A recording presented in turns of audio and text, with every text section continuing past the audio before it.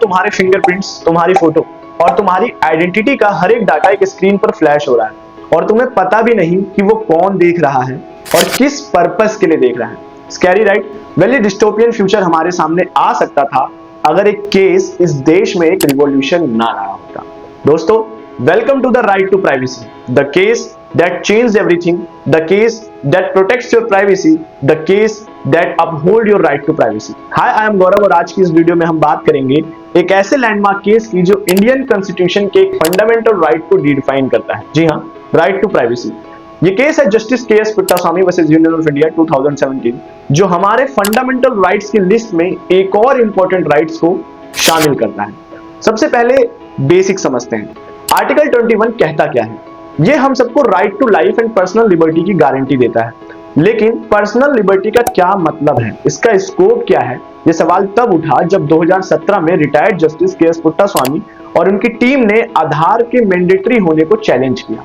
Petition का कहना था कि आधार स्कीम लोगों को प्राइवेसी को वायलेट करती है।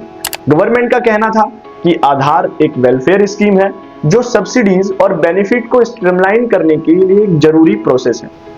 लेकिन पिटिशनर्स का आर्गुमेंट था कि बायोमेट्रिक डाटा कलेक्ट करना और लोगों की पर्सनल डिटेल्स एक सेंट्रलाइज्ड डाटाबेस में रखना प्राइवेसी का हनन है और इससे लोगों की प्राइवेसी हनन हो सकती है। ये मैटर इतना इंपॉर्टेंट था कि सुप्रीम कोर्ट ने 9 जजेस कॉन्स्टिट्यूशन बेंच बनाई। इस बेंच ने एक ही सवाल पर फोकस किया, क्या राइट टू प्राइवेसी एक फंडामेंटल राइट है जो कॉन्स्टिट्यूशन के आर्टिकल 21 के अंदर प्रोटेक्टेड है। इससे पहले भी प्राइवेसी के इशू उठे थे, एमपी शर्मा वर्सेस सतीश चंद्रा 1954 और Kharak Singh versus state of Uttar Pradesh 1962।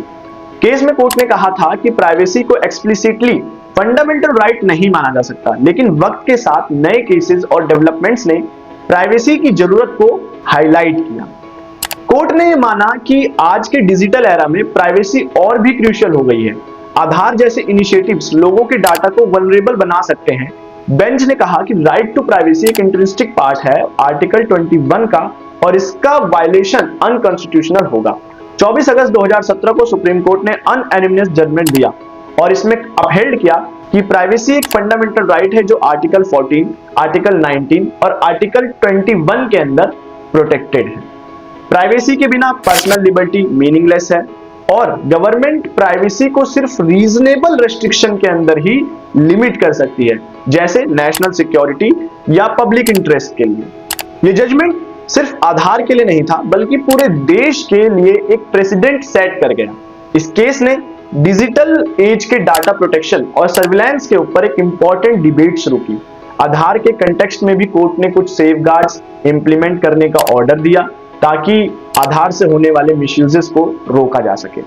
दोस्तों, justice KS. Puttaswamy versus union of India case ने हमें एक सिंपल लेकिन पावरफुल बात सिखाई है। हर इंसान की डिग्निटी तभी पॉसिबल है जब उसकी प्राइवेसी को प्रोटेक्ट किया जा सके।